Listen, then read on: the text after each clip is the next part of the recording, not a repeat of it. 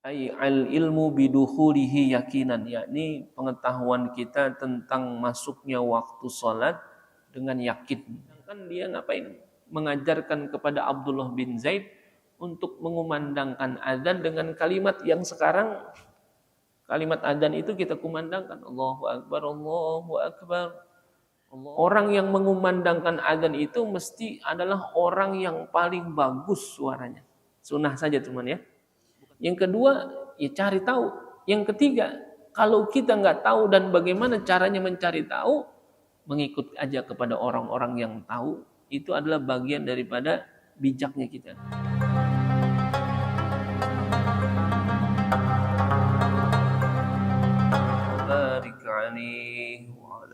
Bismillahirrahmanirrahim.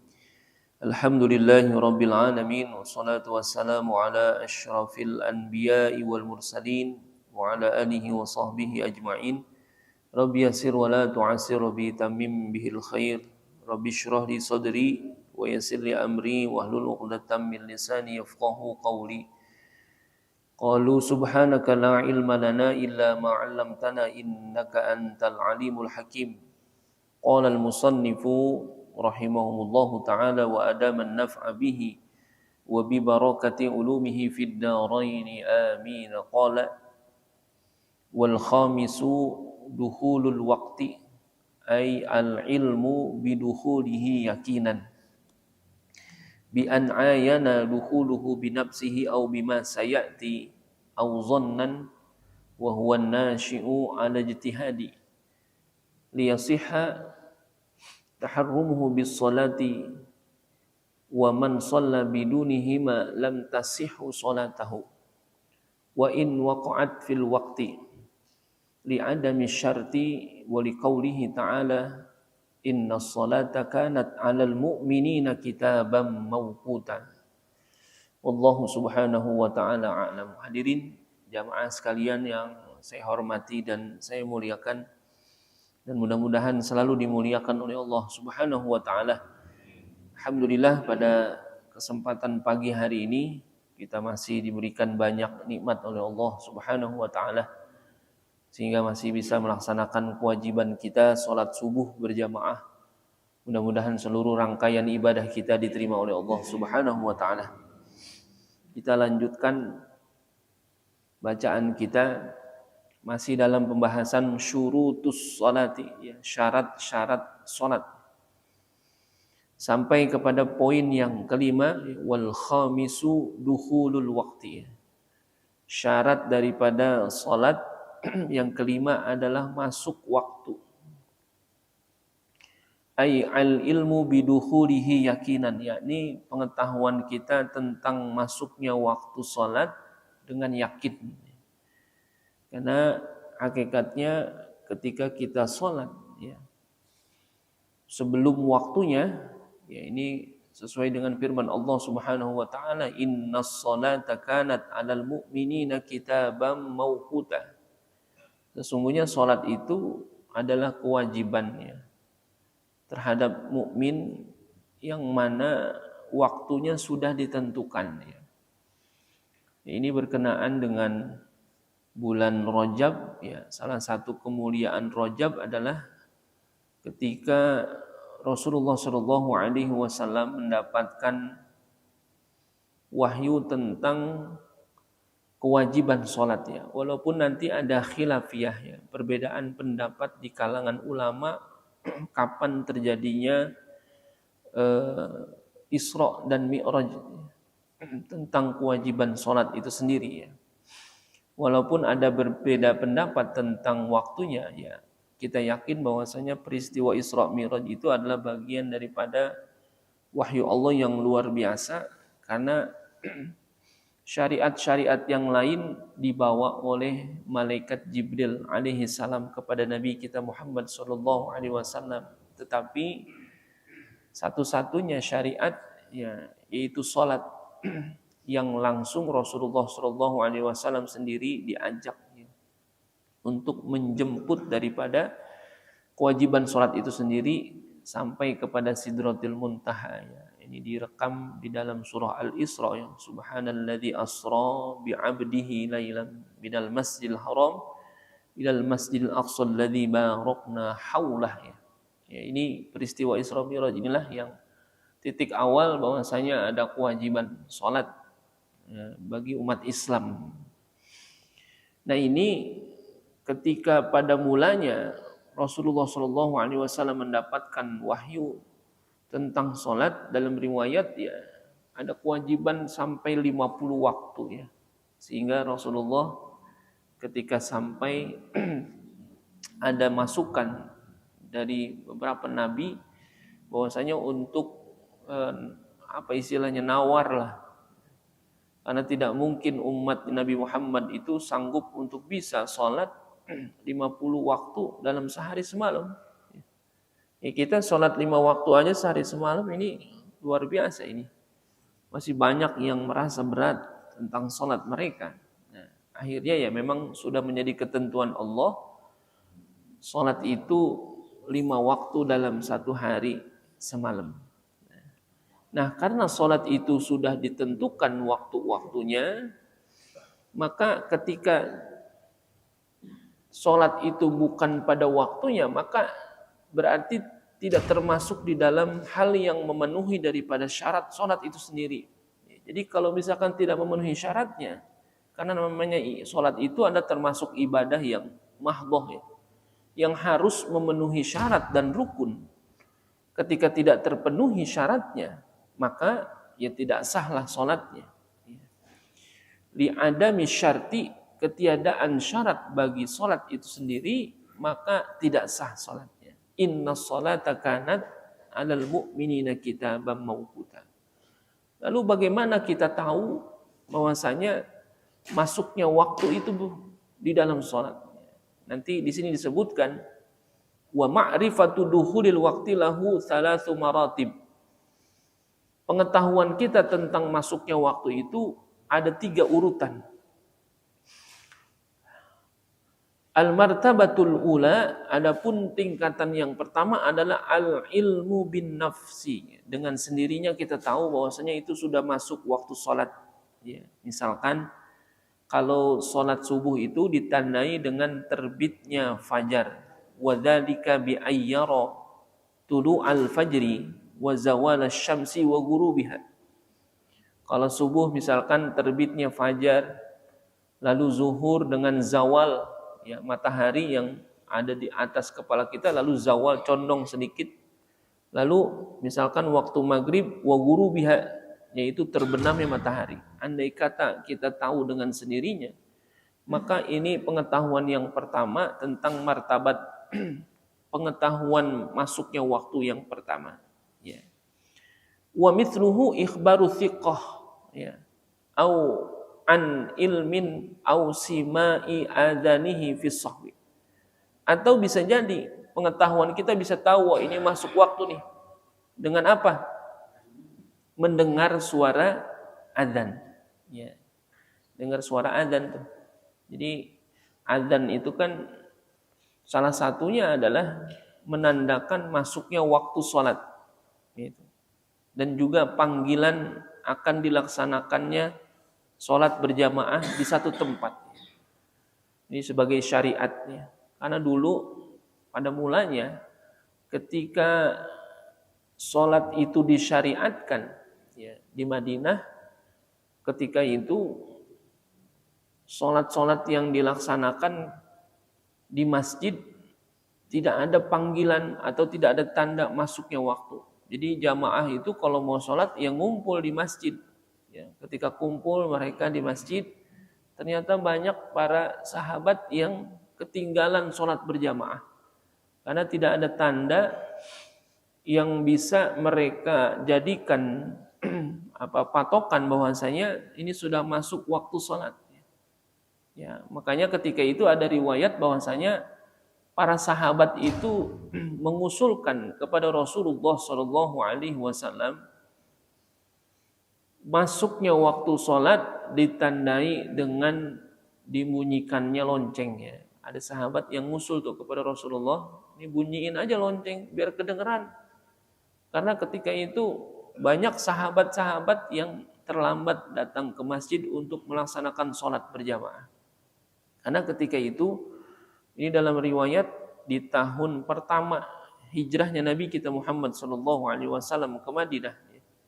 Ya. Mereka ketika sholat banyak yang terlambat. Ya. Sahabat mengusulkan untuk membunyikan lonceng, tapi itu ditolak oleh Rasulullah SAW. Karena itu tasyabuh, ya, bilangnya tasyabuh, menyerupai orang-orang Nasrani. Ya, itu ditolak oleh Nabi kita Muhammad SAW. Lalu ada sahabat yang mengusulkan dengan ditiupnya trompet sebagai tanda masuk waktu sholat dan memanggil mereka untuk melaksanakan sholat berjamaah. Dan ini pun ditolak oleh Rasulullah SAW karena ini tasyabuh juga menyerupai daripada orang-orang Yahudi. Ya, tasyabuh.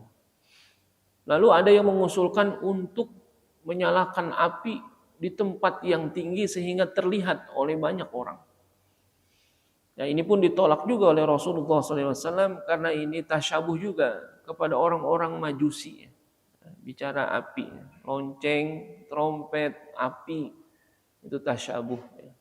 Karena itu digunakan untuk ya perkara urusan ibadah kita. Ya mungkin kalau dalam perkara-perkara yang lain itu digunakan ya nggak masalah. Karena ini berhubungan dengan ibadah ya, dengan sholat. Gitu. Jadi Nabi menolak itu tasyabuh kepada mereka karena ini urusannya untuk sholat, bukan urusan-urusan yang lain. Nah, makanya dalam riwayat, nah ini ada sahabat Nabi namanya Abdullah bin Zaid. Ya. Makanya dalam riwayat ada 2 sahabat yang bermimpi tentang azan, ya, sebagai penanda masuk waktunya sholat dan panggilan kepada mereka untuk melaksanakan sholat berjamaah. Jadi ada Abdullah bin Zaid dan Umar bin Khattab yang kedua-duanya mimpi, ya. Mimpi nih, ya, tapi sudah dipastikan bahwasanya mimpinya berbeda dengan mimpinya orang biasa ya. Ya kalau mimpinya sahabat, kalau mimpinya orang-orang saleh, para wali, sudah pasti beda dengan mimpinya kita. Kalau kita mimpinya, kalau kata orang Betawi, dierep-erep, paling banter dierep-erep tuh, mimpi didatengin setan, gitu. Kalau mereka terjaga tidurnya. Ini Abdullah bin Zaid dalam riwayat dia mimpi, dia diajarkan, gitu ya, karena dia bertemu dengan seseorang yang membawa lonceng ya dalam riwayat. Lalu Abdullah bin Zaid meminta kepada orang yang membawa lonceng itu untuk diambil loncengnya sebagai penanda waktunya masuknya waktu sholat gitu ya. Tapi ditolak oleh orang itu, sedangkan dia ngapain? Mengajarkan kepada Abdullah bin Zaid untuk mengumandangkan azan dengan kalimat yang sekarang kalimat azan itu kita kumandangkan Allahu Akbar, Allahu Akbar, Allahu Akbar, Allahu Akbar, sampai selesai. Lalu ketika Abdullah bin Zaid mendapatkan mimpi ini, ya, dia mengadukan kepada Nabi kita Muhammad SAW bahwasanya dia mendapatkan mimpi ketika kemarin ada ya usulan dari para sahabat tentang bagaimana cara menentukan masuknya waktu sholat dengan berbagai usulan. Ternyata setelah peristiwa itu Abdullah bin Zaid bermimpi dan dia bercerita kepada Rasulullah SAW tentang mimpinya bahwasanya dia diajarkan untuk mengumandangkan azan gitu. Dan ini pun sinkron juga dengan mimpinya Umar bin Khattab. Ya. Umar bin Khattab juga mimpi tentang azan juga.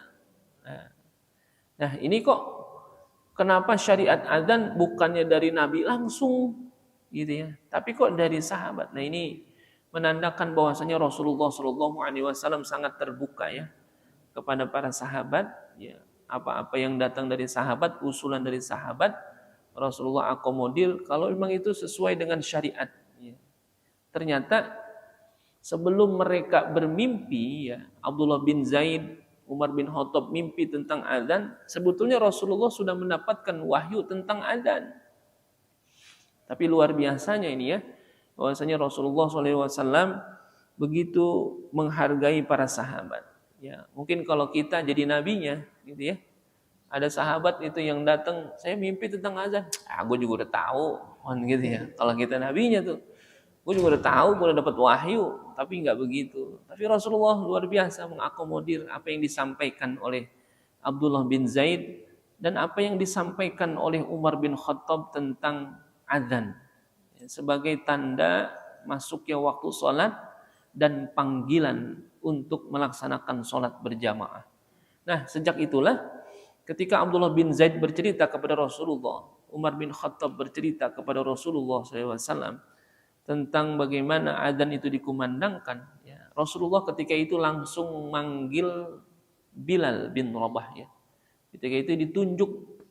Nah, makanya Bilal bin Rabah itu adalah sebagai muadzinnya Nabi. Bilal bin Rabah dipanggil ya, untuk langsung mengumandangkan adzan.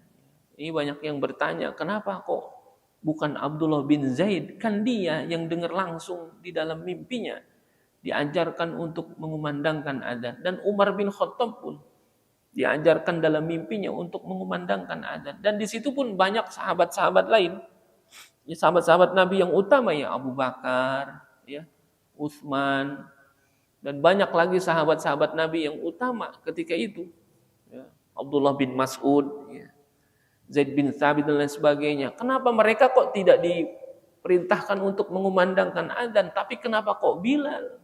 Nah, ini jadi syariat juga. Bahwasanya bicara tentang adzan, nanti ada kesunahan adzan itu adalah ahsanas saut. Orang yang mengumandangkan adzan itu mesti adalah orang yang paling bagus suaranya. Sunnah saja teman ya. Bukan berarti orang yang suaranya jelek nggak boleh adzan, bukan gitu ya. Jangan tersinggung juga, aduh suara saya jelek. Ahsanas saut ini dari mana ketahuannya? Dari ketika Rasulullah SAW memerintahkan Bilal bin Rabah untuk mengumandangkan adzan. Jadi dari situ udah ketahuan bahwasanya ada syariat orang yang adzan itu mesti orang yang paling bagus suaranya. Karena adzan itu terdengar oleh orang banyak.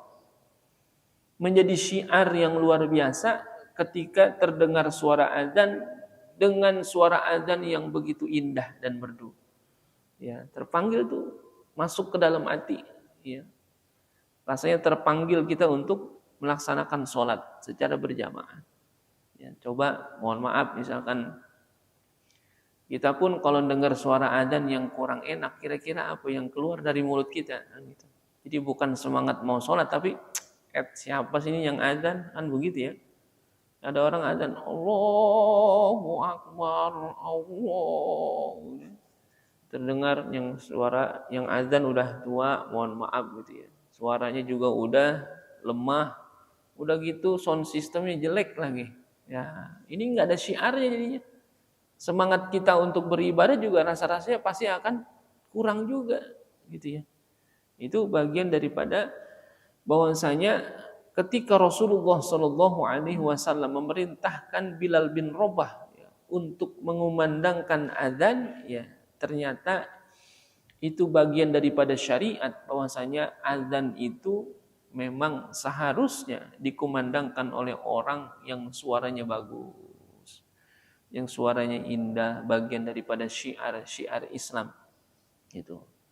Ya, jadi ini bisa diketahui ya salah satunya masuknya waktu itu dengan kumandang adzan.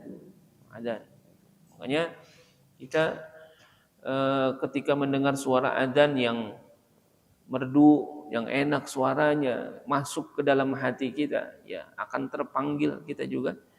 Bukan hanya bicara masuk waktunya saja, akan tetapi ya dia bagian daripada syiar yang luar biasa agar kita semangat untuk melaksanakan sholat secara berjamaah. Nah ini bahwasanya kalau kita sekarang mungkin ketika ada suara azan, ya suara azan ini menandakan masuk waktunya sholat. Nah ini si muadzin tahu dari mana kalau itu udah masuk waktu. Sedangkan di situ al ilmu bin nafsi, ya otomatis orang yang adzan itu pun harus tahu dan yakin bahwasanya itu sudah masuk waktu sholat. Ya kalau kita sekarang udah canggih, ya banyak pengingat kita, ya banyak alat teknologi yang memberitahu bahwasanya sudah masuknya waktu sholat ya. Salah satunya jam yang kita pakai ya. Jam digital sebagai penanda masuknya waktu sholat ya, itu sudah diatur Pak. Jam digital yang kita punya, yang kita beli untuk penanda masuknya waktu sholat itu udah disetting untuk masa 100 tahun yang akan datang tuh ya. Ya, kalau nggak salah itu yang nemuin anak-anak mahasiswa di Surabaya ya.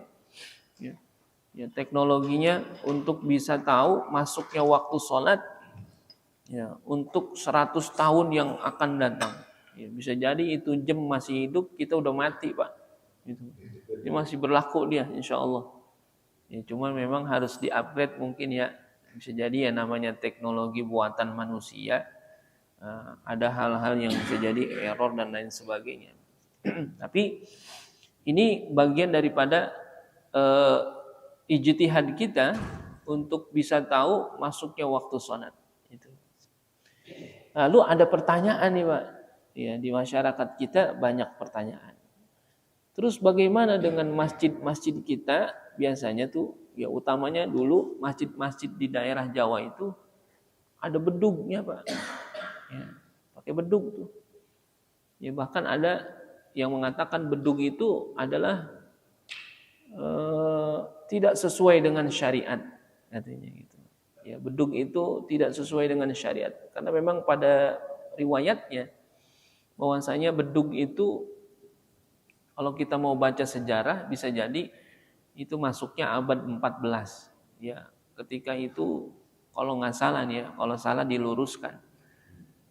Jadi Laksamana Cheng Ho ya ketika datang ya ke Indonesia ya kan, karena pada mulanya memang bedug itu tradisinya orang-orang Cina ya gitu ya. Gitu. Untuk ya banyak hal ya gitu ya digunakan oleh mereka lalu masuklah ke Indonesia. Nah, dulu ya karena dulu belum ada sound system ya. Belum ada sound system dan bagaimana orang menandakan satu keadaan. Dulu dipukullah bedug salah satunya, bukan terkhusus kepada masuknya waktu sholat gitu.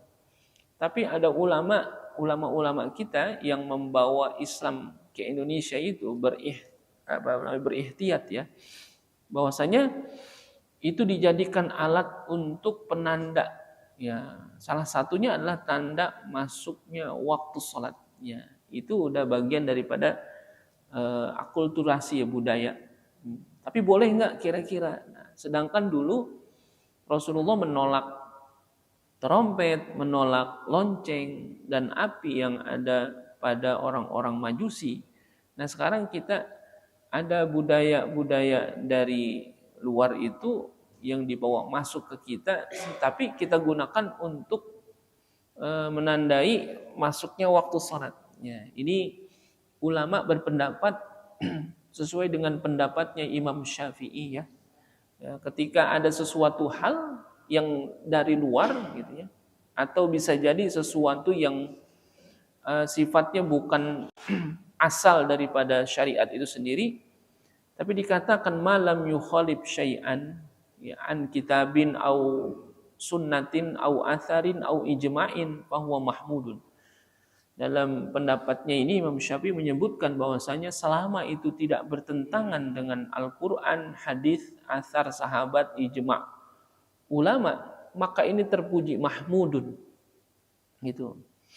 Jadi memang ulama ketika itu bersepakat ya, karena memang kondisi ya orang-orang Indonesia ketika itu ya pada mulanya memang belum Islam, lalu ada beberapa ya hal-hal yang dilakukan oleh orang-orang sebelum Islam itu lebih dulu adanya ya kan, tetapi tidak langsung dihilangkan oleh orang-orang yang ulama-ulama kita yang datang membawa agama Islam ya, sehingga ya dalam sejarah kita sebutkan ya para wali songo itu bagaimana mengajarkan Islam dengan budaya wayang dan lain sebagainya datangnya, tapi bagaimana cara mereka memadukan budaya itu sehingga bisa diterima oleh orang-orang yang ketika itu baru masuk Islam. Nah, ini kesepakatan ulama ya ternyata bedug ya dibolehkan ya untuk penanda memanggil orang-orang untuk datang sholat berjamaah gitu ya. Nah ini ya mungkin tidak semuanya mungkin, atau bahkan misalkan ada juga masjid-masjid yang sekarang ada bedugnya, bahkan bedugnya luar biasa besarnya, tapi kadang-kadang bedug itu pun tidak digunakan. Ya, itu sebagai apa namanya hiasan saja, jarang sekali digunakan. Atau juga digunakan juga di waktu-waktu tertentu aja, sholat Jumat gitu.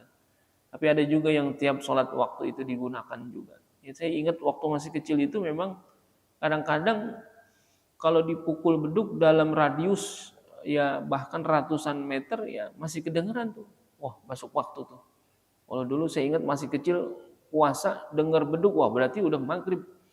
Padahal adzannya belum dikumandangkan tuh. Kan habis beduk baru adzan. Ya, tapi kedengeran wah beduk berarti adzan. Berarti udah masuk maghrib nih. Ya kalau sekarang juga kita mukul beduk jangankan radius ratusan meter, dalam jarak yang dekat pun sulit untuk kedengaran. Karena apa? Udah makin banyak rumah dan sebagainya, itu ramenya dan sebagainya. Kalau dulu kedengaran tuh Pak, masjid kan, kalau saya kan masjid agak jauh, rumah saya agak di bawah. Tapi ketika beduk dipukul dari masjid, itu kedengaran luar biasa. Nah, dan ini ketika ada yang mempertanyakan, nah itu beduk bagaimana? Boleh nggak dipakai di masjid-masjid kita? Nah, itu kan mengakulturasi budaya, itu dibolehkan selama tidak bertentangan dengan syariatnya, gitu. Ternyata dibolehkan. Ya, buktinya sampai sekarang ya bahkan itu jadi apa namanya? Jadi keuntungan yang luar biasa bagi pengrajin beduk. Ya, apalagi kalau udah mendekati bulan suci Ramadan dan gitu. Beduk-beduk yang ditaruh di masjid ya sebagai apa namanya? Ya bisa jadi hanya hiasan sekarang mah, jarang dipakai juga. Tapi pada mulanya ketika itu dipakai untuk menandakan masuknya waktu sholat, ya ternyata para ulama bersepakat itu termasuk yang dibolehkan. Karena kata Imam Syafi'i tadi bahwasanya malam yukhalib syai'an, selama tidak bertentangan. Ternyata itu mahmudun, terpuji. Ya itu pakai itu beduk. Ya, jadi tanda masuknya waktu sholat ya kita tahu bahwasanya dengan sendirinya ya al ilmu bin nafsi, dia tahu akan masuknya waktu sholat bisa jadi karena ikhbaris thiqah, ya ada kabar yang terpercaya bahwasanya itu sudah masuk waktu sholat, au simai adzanihi fis sahwi, dia mendengar suara adzan gitu ya, mendengar suara adzan. Tapi nanti memang adzan itu ya salah satu daripada kesunahan yang mesti dilakukan sebelum mengerjakan sholat gitu ya. Jadi kalau ditanya adzan itu apakah hanya sholat berjamaah saja? Oh ternyata tidak Pak. Jadi adzan itu kita kumandangkan walaupun kita sholat munfarid tetap ada kesunahan adzan nih. Cuman kira-kira bapak-bapak ini kalau sholat sendirian adzan nggak? Enggak kali ya. Paling minim iqomah saja. Padahal memang dalam syariat tentang adzan itu sendiri, orang yang sholat sendirian pun sunnah hukumnya adzan. Itu. Ya tapi memang adzannya adzan khos, ya bukan adzan am. Adzan khos itu maksudnya adzan yang khusus. Jadi kalau dia sholat sendirian lalu disunahkan dia untuk adzan, maka adzannya ya cukup didengar oleh dirinya sendiri gitu. Jadi kalau misalkan adzan di beberapa orang yang jamaahnya misalkan 5 atau 8 orang, 10 orang, ya adzan sesuai dengan jamaahnya didengar oleh itu. Nah, ini kalau di masjid, mushola, ini adzannya adzan am, lebih umum lagi. Ya, mesti didengar oleh orang banyak. Ya, karena selain daripada penanda masuknya waktu, itu juga bagian daripada panggilan untuk memberitahu bahwasanya sholat itu akan didirikan dan di mana sholat itu didirikan. Ya, karena salah satunya adzan itu manggil orang. Ada orang misalkan di satu tempat nggak tahu ini kita kalau mau sholat di mana sih? Atau dengar suara, oh kedengeran di sana, lalu disamperin. Nah, itu. Ya, kita sholat sendirian disunahkan adzan juga tuh. Ya tapi jangan pakai speaker, Nah gitu, sholat sendirian di rumah, gitu. Adzan pakai speaker kan gitu. Itu mah jadi pengen dialem amat ya kalau kata orang Betawi. Gitu. Ya, cukup dah dengan kita aja. Ya, cuman kadang bukan kadang jarang, emang nggak pernah kali kita sholat sendirian adzan dulu tuh. Allahu Akbar, Allahu Akbar. Gitu. Belum pernah. Minimal iqomahnya. Kadang-kadang iqomah juga enggak. Ya nggak apa-apa karena memang itu hukumnya sunnahnya. Salah satu sunnah yang dilakukan sebelum melaksanakan sholat adalah azan dan iqomah. Itu sunnah tuh. Ya kalau begini, kalau udah tahu begini ya besok azan juga tuh pelan-pelan aja. Ya atau ketika mau sholat berjamaah dalam jumlah yang sedikit ya, berdua, bertiga dan gitu, ya cukup azan didengar. Gitu. Dan azan ini dikumandangkan oleh laki-laki ya, gitu. Jangan perempuan. Itu kalau perempuan suaranya bagus suruh azan, wah jangan. Gitu. Laki-laki rame gitu. Ya, kalau ada laki-laki dan perempuan maka laki-laki yang azan. Tapi kalau mereka turut-turut, apa turut-turut? Hah? Tidur-tidur Pak, turut-turut itu tidur-tidur kan gitu ya. Kalau hanya ya perempuan semuanya ya boleh azan, tapi nggak usah keras. Cukup didengar oleh mereka, dibolehkan juga tuh. Bagian daripada penanda waktu sholat dan kesunahan yang dilakukan sebelum sholat itu. Lalu yang kedua, urutan yang kedua, pengetahuan kita tentang masuknya waktu sholat adalah al-ijtihadu wa yasaru ilaiha inda faqdil maratibil ula. Al-muradu bidzalika annahu an tahsula indahu al-martabatul ula imtana'a alaihi al-ijtihad. Ya, jadi kalau misalkan di dalam urutan yang pertama kita bisa tahu masuknya waktu sholat dengan sendirinya lewat dia dengar dengan adzan gitu atau yang lainnya. Nah yang kedua ini al-ijtihad, ya berusaha dengan sungguh-sungguh bahwasanya ketika dia akan sholat itu sudah betul-betul masuk waktu. Nah sekarang misalkan ketika dia sholat ya, ada orang yang sholat sebelum masuk waktu, ya. Lalu fa innahu in kanat alaihi faitah min jinsiha waqa'at anha wa illa waqa'at naflan mutlaqan. Jadi kalau misalkan ada orang yang sholat belum masuk waktu, ya, belum masuk waktu nih. Jadi sebelum masuk waktu dia sholat. Akan tetapi setelah dia selesai melaksanakan sholatnya itu, anna sholatahu kanat qoblal waqti, dia sholatnya sebelum waktu. Fa innahu in kanat alaihi faitah min jinsiha waqa'at wa illa waqa'at naflan mutlaqan. Ya, sedangkan misalkan ketika dia selesai daripada sholatnya itu, maka sebetulnya sholatnya dilaksanakan sebelum masuknya waktu. Lalu dia tahu masuknya waktu itu tadi belum masuk waktu sebetulnya, tapi waktunya udah habis. Ya, misalkan dia sholat, misalkan dia sholat zuhur, ya sholat zuhur tuh. Sebenarnya tadi dia belum masuk waktu, dia udah sholat aja. Lalu dia tahu bahwasanya tadi itu belum masuk waktu, tapi dia tahunya setelah selesai habisnya waktu sholat zuhur, gitu ya. Jadi fa innahu in kanat alaihi faitah min jinsiha waqa'at anha, maka terjadilah sholat itu. Dibolehkan gitu ya. Wa illa waqa'at naflan mutlaqan. Tetapi kalau misalkan dia tahunya itu sebelum habisnya waktu sholat, ya itu nggak jadi sholat itu dan mesti diapain? Diulang. Itu ya. Ya makanya ketika kita masuk waktu itu mesti benar-benar berijtihad. Ini yang kedua. Ijtihad itu artinya bersungguh-sungguh untuk mencari tahu bahwasanya ini udah masuk waktu apa belum. Kalau memang dia nggak tahu dengan sendirinya, ya dia cari tahu, ya dengan cara yang lain, nanya orang atau lain sebagainya. Ya mungkin kalau sekarang kita nggak sampai kepada martabat ini, karena apa? Bisa jadi, bukan bisa jadi ya. Kita udah dikelilingi oleh masjid, mushola yang memberitahu kita bahwasanya udah masuk waktunya sholat. Sedangkan kitanya sendiri yang emang segen sembahyang kali kan begitu. Ya, Ya kita di mana aja, di TV, di radio, bahkan yang paling dekat sama kita. Apa yang paling dekat sama kita sekarang? Handphone. Nah, itu udah bisa kita setting bahwasanya dia jadi alarm kita. Bagaimana tahunya kita masuknya waktu salatnya. Itu berijtihad, bersungguh-sungguh betul-betul. Jangan sampai ketika di zaman kita sekarang ini ada orang-orang yang tidak tahu masuknya waktu salat. Ya. Kalau kita sekarang udah canggih Pak teknologinya. Dulu ya di zaman Rasulullah bagaimana benar-benar mengetahui waktu salat itu harus dengan melihat. Gitu ya. Benar-benar dilihat.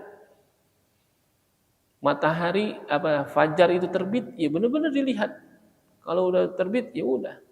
Kalau bicara masuknya waktu maghrib, ya lihat benar-benar matahari itu sudah terbenam. Zuhur, benar-benar dilihat bahwasanya matahari itu sudah zawal. Tepat di atas kepala kita, lalu zawal. Condong sedikit, masuk waktu zuhur. Masuknya waktu asar bagaimana? Asar dilihat dengan melihat tombak yang didirikan. Nanti kalau bayangannya itu sudah sama dengan panjang bendanya, maka masuklah waktu asar. Nih, jadi ada dulu di depan Masjid Nabi ada apa? Ada tombak yang didirikan untuk bisa tahu nanti masuknya waktu sholat, salah satunya zawal dan juga waktu asar ketika itu. Jadi matahari ketika udah ada di sebelah barat, gitu ya. Lalu benda itu kena sinar matahari dan nanti bendanya itu bayangannya itu sama dengan bendanya. Kalau bendanya tingginya 1 meter, lalu kita ukur panjang bayangannya pun 1 meter, berarti udah masuk waktu asar. Ketika zuhur, waktu zawal bagaimana? Ketika matahari tepat di atas bayangan, tidak ada bayangannya benda itu, berarti belum masuk waktu zuhur. Karena masuknya waktu zuhur adalah zawal. Zawal itu condong ke arah barat walaupun hanya beberapa derajat, berarti udah masuk waktu zuhur. Bagaimana sulitnya ketika itu kita untuk menentukan masuknya waktu sholatnya dengan ijtihad yang luar biasa tuh, dengan usaha yang luar biasa untuk menentukan masuknya waktu sholat. Ya kalau sekarang karena udah canggih teknologinya, ya, bagaimana hakikatnya? Makanya orang-orang dulu itu ketika belum masuk waktu sholat, mereka udah siap menunggu masuknya waktu sholat. Kalau kita sekarang ditungguin ya, sama waktu. Ya, waktunya udah duluan ada, kitanya masih santai-santai aja. Mungkin ya kita malah jadi terlena ketika kita udah tahu masuknya waktu sholat ya. Apalagi sekarang, subuh itu udah apa? Udah 4:30 lewat. Ya, kadang-kadang jam 4 lewat kita masih merem-merem juga, belum, masih santai kan gitu. Justru dengan taunya lewat itu jadi bikin kita terlena gitu. Justru kalau dulu ya karena harus tahu bagaimana masuknya waktu sholat, justru ditungguin kapan masuknya waktu sholat. Kalau kita sekarang ditungguin sama waktu sholat bahkan lewat dari waktunya. Ya.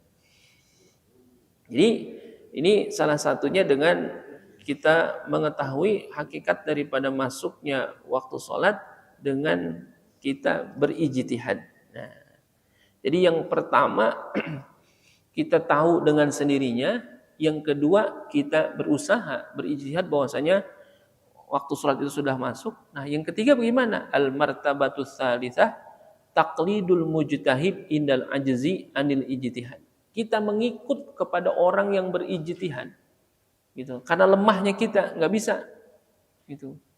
Karena kita nggak tahu tandanya masuk waktu sholat itu kayak gimana. Gitu ya. Dia tidak tahu dengan sendirinya dan tidak tahu bagaimana caranya berijtihad mencari tahu masuknya waktu sholat. Yang ketiga adalah taklidul mujtahid. Kita ngikut aja deh. Karena kita lemah ya dalam pengetahuan kita bagaimana masuknya waktu sholat, maka ada kewajiban kita untuk mengikut kepada orang-orang yang berijtihad. Bagaimana cara mengetahui masuknya waktu sholat? Ini penting juga Pak. Kita kalau memang yang paling utama adalah bagaimana kita tahu tentang satu perkara. Yang kedua, ya cari tahu. Yang ketiga, kalau kita nggak tahu dan bagaimana caranya mencari tahu, mengikut aja kepada orang-orang yang tahu. Itu adalah bagian daripada bijaknya kita. Yang penting adalah kita mengikutnya kepada orang-orang yang sudah mencari tahu tadi. Jangan, makanya kita kalau ngumpul jangan kepada orang-orang yang kagak tahu semuanya. Ya, ngumpulnya itu sama orang-orang soleh, sama orang-orang alim. Ya, jadi ketika ada permasalahan ya kita bisa tanya, kita bisa mengikut kepadanya. Ini bagian daripada taklid. Ini boleh Pak, taklid itu boleh. Dalam agama bertaklid itu boleh. Ketika apa? Ketika kita nggak tahu dan kita lemah untuk mencari tahu, sehingga mengikut saja boleh. Boleh nih mengikut.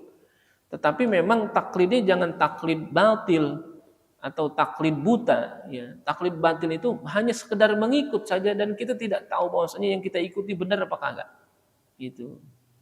Nanti dalam pengetahuan kita masuknya waktu sholat itu ya ketika kita bertaklid, taklidnya adalah kepada mujtahid. Ya, mujtahid itu adalah orang yang sudah berijtihad, ya mengikut. Emang udah masuk waktu, udah. Buktinya mana? Ya tadi udah udah jelas.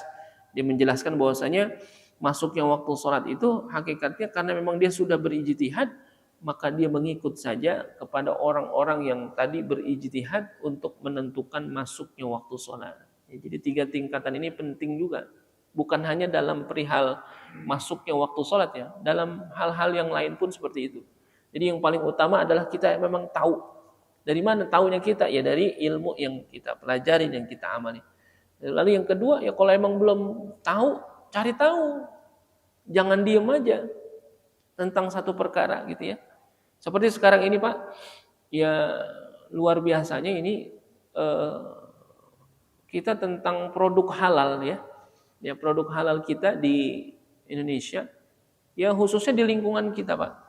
Ternyata masih banyak produk-produk yang kita konsumsi di masyarakat kita yang sebetulnya kehalalannya itu belum diuji, ya bahkan belum keluar sertifikat halalnya Pak, gitu. Misal kalau kita kagak tahu, cari tahu, gitu ya, cari tahu. Kalau misalkan mencari tahu dengan sebagainya, ya kita mengikut saja kepada orang-orang yang sudah mencari tahu. Kalau emang itu benar-benar sudah ketahuan jelas kan gitu ya. Ini di lingkungan kita banyak Pak. Ya, sampai hari ini mungkin memang belum keluar sertifikat halalnya itu ya. Salah satunya es krim yang lagi rame itu belum keluar kan gitu. Jadi tunggu dulu, tahan dulu sampai keluar. Masih banyak es krim yang lain yang bisa kita makan ya, tanpa mengorbankan akidah kita gitu Pak. Ya, karena bicara tentang makanan yaitu yang harus masuk ke dalam tubuh kita adalah halalan thayyiban. Ya, halal lagi baik. Jadi bukan halal doang tapi baiknya apalagi belum halal. Sudah halal saja belum baik. Kalau bisa jangan dimakan ya. Ya, kemarin kan MUI juga mengeluarkan ya, himbauan agar masyarakat jangan makan makanan yang notabene halal akan tetapi belum baik, jangan dimakan dulu Pak. Gitu. Karena imbasnya tidak baik juga terhadap kita ya perilakunya atau perilaku beribadah dan sebagainya. Gitu. Ini ada sambal setan. Ya, kata ulama, kata MUI itu tidak jangan dimakan. Halal memang. Ya karena bahan pembuatnya tidak ada unsur haramnya. Tapi apa? Tidak baik Pak. Kenapa tidak baik? Unsur namanya itu. Karena di dalam nama itu ada doa Pak, sambal setan. Yang itu emang nggak bisa dikasih nama yang lain. Kan nama-nama yang bagus banyak. Kenapa setan? Lalu ada yang bilang, nggak apa-apa Pak. Kan saya waktu makannya baca ayat kursi. Nah, bukan itunya maksudnya. Maksudnya waktu mau makan saya baca ayat kursi dulu. Walaupun ini sambalnya sambal setan, kan saya baca ayat kursi ntar setannya kabur. Ya setannya kabur tapi elunya jadi setan kan gitu. Jangan Pak, gitu ya. Maksudnya ini perlu dihimbau juga ke masyarakat kita. Artinya apa? Tahan dulu, itu kalau sesuatu yang belum jelas ya. Karena si es krim ini kabarnya ada beberapa bahan pembuat ya, bahan pokoknya itu yang belum melampirkan sertifikat halal dari negara asalnya. Nah, ini ya kita sebagai orang Islam ya memang harus selektif lah dalam urusan makanan karena itu berpengaruh terhadap diri kita Pak. Karena masuk ke dalam darah daging kita ya, nanti jadi perilaku kita akhlak kita dan perilaku beribadah kita juga. Gara-gara makan yang belum jelas, yang halal dan baiknya. Itu maka nanti akan berpengaruh ya, sambal setan, mie gandarwo, ada mie gandarwo tuh, bakmi kuntilanak katanya ada juga saya. Itu jangan, masih banyak. Ya. Ya kalau memang itu disandarkan ya, diidofahkan dengan kalimat yang kurang baik, ini kan nggak usah dah. Masih banyak yang enak-enak kan gitu. Yang baik kan gitu ya. Kalau beberapa waktu yang lalu ya pernah ya viral juga ketika makanan disajikan di wadah tempat yang tempatnya itu tidak baik ya. Makanya itu ada mangkok, tapi mangkoknya berbentuk kloset. Ya, itu kan langsung oleh MUI dilarang ya karena nggak baik ya, itu bukan pada umumnya orang makan di situ. Nah, pengen viral tapi bikin yang aneh-aneh, tapi memang begitu sih. Ya kata orang Arab kan bul ala zamzam fatu'rab. Ya. Kencinginlah air zam-zam maka kamu akan terkenal. Maksudnya apa? Bikin yang aneh-aneh. Kalau pengen viral bikin yang aneh-aneh. Tapi yang aneh-anehnya bukan hal-hal yang menabrak daripada syariat gitu. Bikin yang aneh-aneh boleh, tapi yang sifatnya justru sejalan dengan syariat, justru malah bertambah keimanan dan ketakwaan kita tuh bikin yang aneh-aneh. Itu artinya bikin yang aneh-aneh itu bikin inovasi yang baru, ya. Misalkan di Masjid Andalusia, bikin inovasi agar supaya apa? Syiarnya bertambah. Ya, tulis di depan yang gede, diberitahukan kepada para jamaah, warga Gandul dan sekitarnya bahwasanya sholat subuh berjamaah di Masjid Andalusia akan mendapatkan tiket umroh gratis. Saya yakin ini akan ramai. Itu bagian daripada apa? Inovasi kan gitu. Bul ala zamzam fatu'rab. Bikin yang aneh, bikin sesuatu yang berbeda agar supaya apa? Ada menjadi viral, terkenal. Bisa kali gitu ya. DKM Andalusia sholat subuh berjamaah gitu, mendapatkan tiket umroh gratis ya. Tiketnya doang, bukan umrohnya, tiketnya doang. Tapi saya yakin ya seiring dengan berkembangnya ya, sebetulnya bicara zaman mah sama aja begitu-gitu juga. Kan yang berbeda mah orangnya gitu ya. Ya kata ulama begitu, zaman bagaimana? Ya begitunya berulang, bahkan zaman itu berulang. Ya. Tapi apa orangnya kan? Makanya kitanya yang mesti kudu banyak apa? Ya berinovasi, ya bagaimana melihat keadaan, wah kira-kira kayaknya jamaah kita kurang semangat ini kalau kajian subuh, bagaimana biar supaya semangat kan gitu. Oh ya berarti harus ada sesuatu yang berbeda sehingga orang itu gandrung untuk rajin sholat berjamaah subuh di masjid. Nah, itu kan kita punya tugas yang sama sebetulnya untuk sama-sama mengajak ya ta'muruna bil ma'ruf wa tanhauna 'anil munkar. Ini yang menjadi tugas kewajiban kita ya. Karena udah dipuji sebetulnya kita dalam Al-Qur'an udah dipuji tuh. Kuntum khaira ummatin ya. Ukhrijat linnas ta'muruna bil ma'ruf wa tanhauna 'anil munkar. Kita dipuji, Pak. Kuntum khaira ummatin. Ini sebaik-baiknya umat kita. Dari zaman Nabi Adam sampai akhir zaman. Ini yang terbaik adalah umatnya Nabi Muhammad. Kuntum khaira ummatin. Tapi ketika udah dipuji, terlena kita. Padahal ada kewajiban di sana tentang ta'muruna bil ma'ruf wa tanhauna 'anil munkar. Bagaimana kita amar ma'ruf nahi munkar. Ini kewajiban kita semuanya. Makanya ya ini salah satu daripada cara kita untuk ta'muruna bil ma'ruf wa tanhauna 'anil munkar ya kita mulai dari diri kita. Ya, kita sholat subuh berjamaah di masjid, ya kita duduk sama-sama silaturahim. Saya yakin Pak, ini duduk yang di sekarang ini subuh ini sama saya. Ini mah saya mah nggak punya apa-apa, ini saya cerita ini tadi juga pengetahuan yang saya tahu saja. Tapi yang menjadi kekuatan yang sesungguhnya adalah ini duduknya kita itu silaturahimnya itu Pak. Gitu. Kalau ilmunya mah bisa cari di mana aja bisa dapat. Tapi duduknya kita nih, silaturahimnya, guyubnya kita sama-sama, jamaah kita ini yang harus kita kuatkan lagi nih, kita inovasikan bagaimana biar supaya sama-sama silaturahim kita tetap terjaga dan jamaah kita lebih banyak lagi yang duduk silaturahim. Saya yakin kalau sekarang orang ngaji, nuntut ilmu, mencari pengetahuan bisa di mana aja. Kan gitu, bisa kapan aja, kan gitu. Tapi yang duduknya ini loh yang jarang ini. Ya, yang mungkin bisa jadi semua orang tidak mendapatkan kesempatan untuk sama-sama duduk hadir di majlis yang mudah-mudahan dimuliakan oleh Allah Subhanahu wa taala ini. Di syarat yang keenam daripada syarat-syarat salat adalah al-ilmu bi fardiyatiha, yang mengetahui tentang wajib-wajibnya di dalam salat. Mudah-mudahan ada manfaatnya. Insyaallah ketemu lagi di kesempatan yang lain dalam keadaan sehat wal afiyah. Allah subhanahu wa ta'ala a'lamu. Ila hadratin Nabi al-Fatihah. A'udzu billahi minasyaitonir rajim. Bismillahirrahmanirrahim. Alhamdulillahi rabbil alamin. Arrahmanir rahim. Maliki yaumiddin. Iyyaka na'budu wa iyyaka nasta'in. Ihdinas siratal mustaqim. Siratal ladzina an'amta 'alaihim ghairil maghdubi 'alaihim waladdallin. Amin. Bismillahirrahmanirrahim. Alhamdulillahi rabbil alamin.